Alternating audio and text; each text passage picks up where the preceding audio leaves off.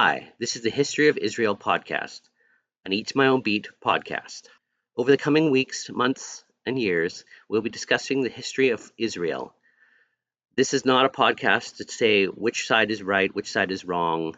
It's not a podcast to talk about the war which is happening in Palestine. It's just simply the history of Israel.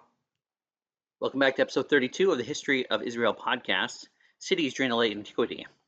The later Roman Empire was an ascent of networks of cities. Archaeology now supplements literary sources to document the transformation followed by the collapse in the cities in the Mediterranean basin.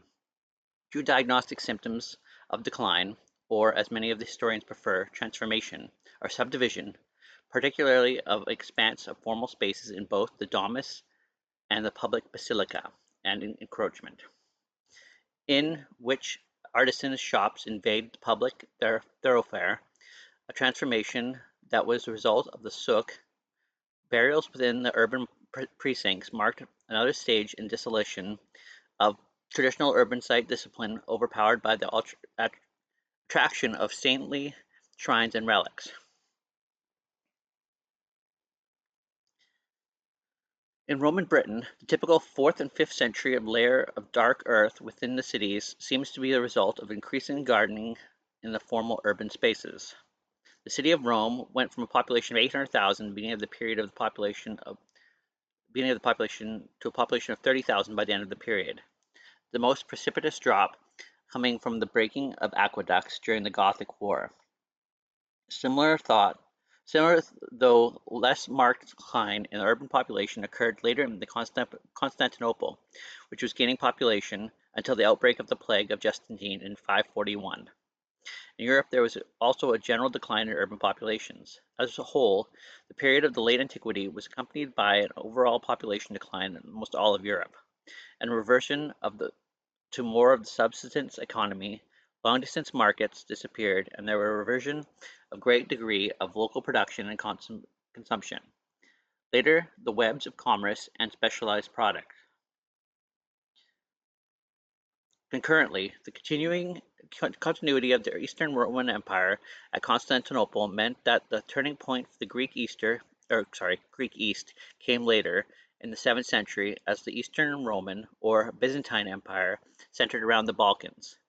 North Africa, Egypt and Carthage, and Asia Minor, the cities in the east were still lively stages for political participation and remained important for background for religious and political disputes. The degree and extent of discontinuity in the smaller cities of the Greek East is a moot subject among historians. The urban continuity of Constantinople is the outstanding example of the Mediterranean world. The two great cities of lesser rank, Antiquity, was devastated by the Persian sack of 540, followed by the plague of Justinian 542 onwards, and completed by an earthquake, while Alexandria survived in its Islamic transformation, to suffer incremental decline in favor of Cairo in the medieval period. Justinian rebuilt his birthplace in Illyricum as Justina Prima. More in gesture of imperium than out of urbanistic necessity, another city was reputed to have been founded, according to Prostupius panegyric on Justinian's buildings, precisely at the spot where the general Belisarius touched shore in North Africa, the miraculous spring that gushed forth to give them water. The rural population, the straightway abandoned their plowshares for civilized life within the new walls, lend a certain taste of unreality to the project. In mainland Greece, the inhabitants of Sparta, Argos, and Corinth abandoned their cities for fortified sites in nearby high places.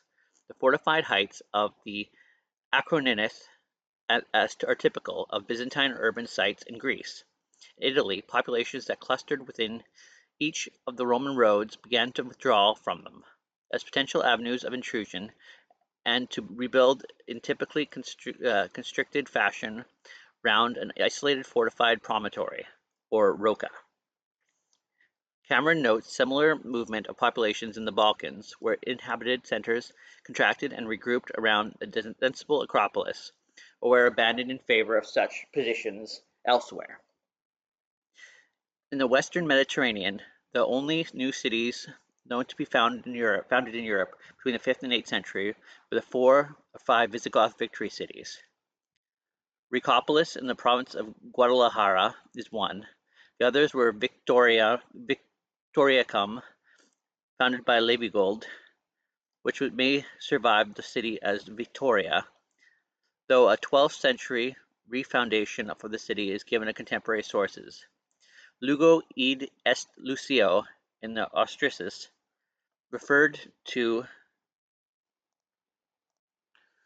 by Isidore of Seville and Olagus, founded using the Basque labor in 621 by Suntila as a fortification against the Basques. Modern Olite.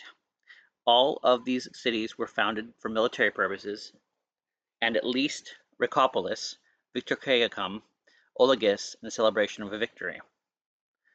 A possible fifth Visigoth foundation is Beira, perhaps more modern Montoro, mentioned as founded by Racared in the 15th century geographical account, Kitab al-Rawd al-Mitar. The arrival of the highly urbanized Islamic culture in the decade following 711 ensured the survival of cities in Hispania in the Middle Ages. Beyond the Mediterranean world, the cities of Gaul withdrew within a constricted line of defense around a citadel. Former imperial capitals such as Cologne and Trier lived on in diminished form of administrative centers of the Franks. In Britain, most towns and cities had been in decline, apart from the brief period of recovery during the 4th century, well before the withdrawal of the Roman governors and garrisons from the process might well have been stretched well into the 5th century. Historians emphasizing urban continuities with Anglo-Saxon period depended largely on the post-Roman survival of Roman toponymy. Aside from the mere handful of continuously inhabited sites like York and London, possibly Canterbury, however, the rapidity of thoroughness by which the urban life collapsed with the dissolution of centralized bureaucracy calls it into the question the extent of which the Roman Britain had ever become authentically urbanized. In Roman Britain, towns appear a shade exotic, observes H.R. Loyan, owing their reason for being more to the military and administrative needs of Rome than any other economic virtue. The other institutional power center, the Roman villa, did not survive in Britain either. Gildas lamented the destruction of 28 cities of Britain, though not all in his list can be identified with the known Roman sites. Loyn finds no reason to doubt the essential truth of this statement. Classical antiquity can generally be defined as an age of cities. The Greek polis and Roman municipalium were locally organized, self-governing bodies of citizens governed by written constitutions. When Rome came to dominate the known world, local initiative and control was gradually subsumed by the ever-growing imperial bureaucracy. By the crisis of the 3rd century, the military, the political, and economic demands made by the empire made the service of local government be an onerous duty, often imposed as punishment. Harassed urban dwellers fled to the walled estates of the wealthy to avoid taxes, military services, famine, and disease. In the Western Roman Empire especially, many cities destroyed by invasions or civil war in the 3rd century could not be rebuilt. Plague and famine hit the urban class in greater proportion, and thus the people who knew how to keep civic services running.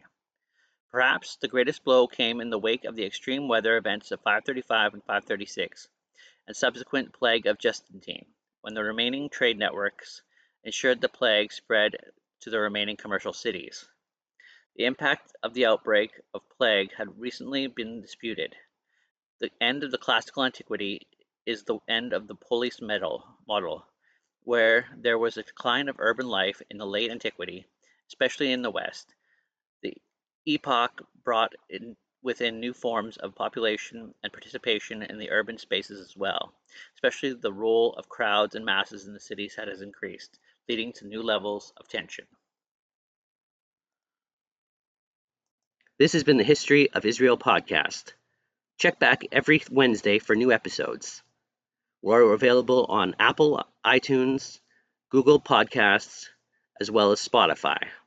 We also have each episode streaming on YouTube. Like, subscribe, comment, and share. We're available on eattomyownbeat.com as well as the History of Israel podcast on Facebook.